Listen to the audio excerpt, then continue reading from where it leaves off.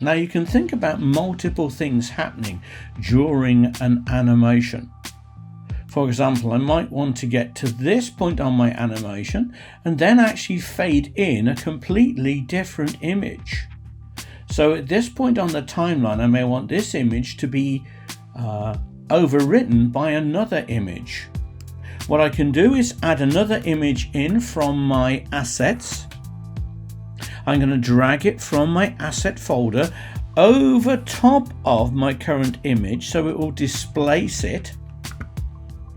So now I've got another image over top of my original.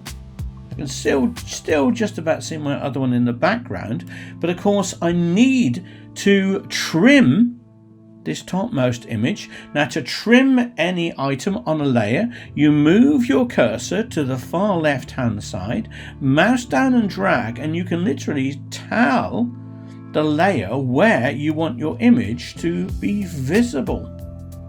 So we're going to think about how we can actually transition from the background image to the foreground image.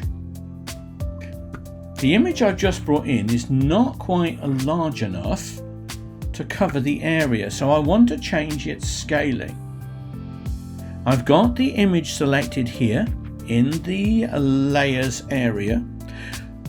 I'm going to drop down my transform controls and I'm going to scale it globally. Now, if you do not use the animation features, any changes you make here will scale the image globally, in other words, across the whole length that it exists on the timeline.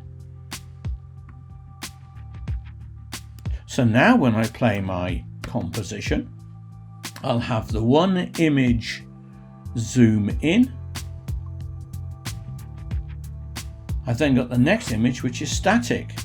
What I want to do is to fade that image in from its beginning. So what I'm going to do, I'm going to move my playhead to the beginning of this image. I'm going to use the opacity feature to blend these two images together.